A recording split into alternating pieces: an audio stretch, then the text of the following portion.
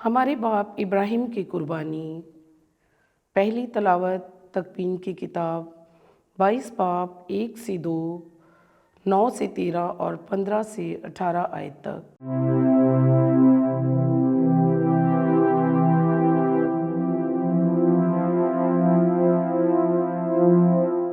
ان دنوں میں خدا نے ابراہیم کو آزمایا اور اس سے کہا، اے ابراہیم، اور اس نے جواب میں کہا کہ میں حاضر ہوں۔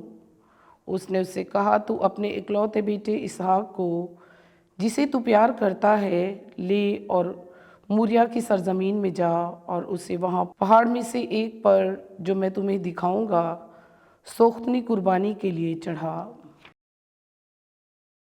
اور جب وہ اس مقام پر جو خدا نے اسے دکھایا تھا پہنچے تو اس نے وہاں ایک قربان گاہ بنائی، اس پر لکڑیاں چنی اور اپنے بیٹے اسحاق کو باندھ کر قربان گاہ پر لکڑیوں کے اوپر رکھا، اور اس نے اپنا ہاتھ بڑھا کر چھری پکڑ لی کہ اپنے بیٹے کو ذبح کرے۔ اور خدا کے فرشتے نے آسمان سے پکار کر اس سے کہا، اے ابراہیم، اے ابراہیم۔ وہ بولا، میں حاضر ہوں۔ اس نے اسے کہا، تو اپنا ہاتھ لڑکے پر نہ چلا اور نہ اسے کچھ کر، اب میں نے دیکھا کہ تو خدا سے ڈرتا ہے، کیونکہ تو نے اپنے اکلوتے بیٹے کو مجھ سے دریغ نہ رکھا۔ تب ابراہیم نے اپنی آنکھیں اٹھائیں تو دیکھو اس کے پیچھے ایک مینڈا ہے جس کے سینگ جھاڑی میں اٹکے ہوئے ہیں، اور ابراہیم اس مینڈے کے پاس گیا اور اس کو پکڑا اور اپنے بیٹے کے بدلے میں سوختنی قربانی کے لیے چڑھایا۔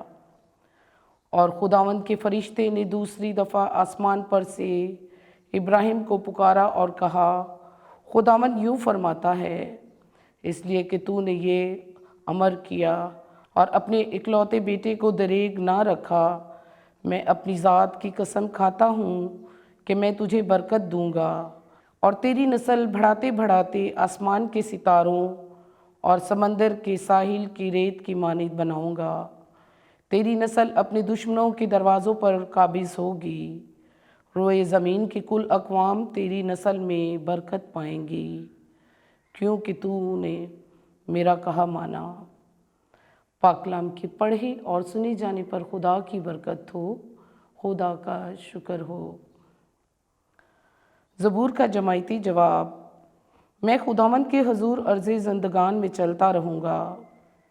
میں اس وقت بھی ایمان لایا جب میں نے کہا کہ میں سخت مصیبت میں مبتلا ہوں، خداوند کی نگاہ میں اس کے برگزیدوں کے موت بیش بہا ہے۔ جماعتی جواب۔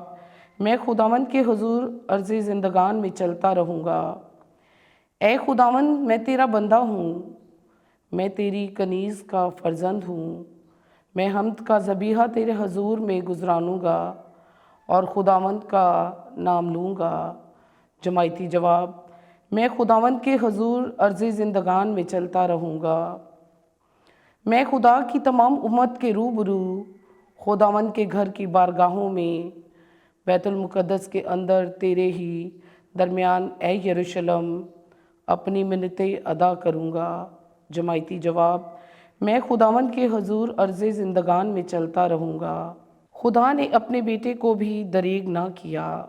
آج کی دوسری تلاوت مقدس پولس رسول کا خط رومیوں کے نام 8 باب 31 سے 34 آیت تک۔ اے بھائیو، اگر خدا ہماری طرف ہے تو کون ہمارے خلاف ہوگا؟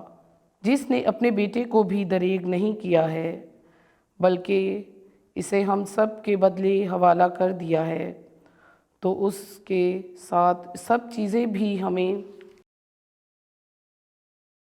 کیوں کر نہیں بخشے گا؟ خدا کے برگزیدوں پر کون دعویٰ کرے گا؟ خدا ہی صادق ٹھہراتا ہے، کون مجرم ٹھہرے گا؟ مسیح یسوع ہی ہے جو مر گیا بلکہ جی بھی اٹھا اور خدا کی داہنی طرف ہے، اور وہی ہماری شفاعت بھی کرتا ہے۔ پاک کلام کے پڑھے اور سنے جانے پر خدا کی برکت ہو، خدا کا شکر ہو۔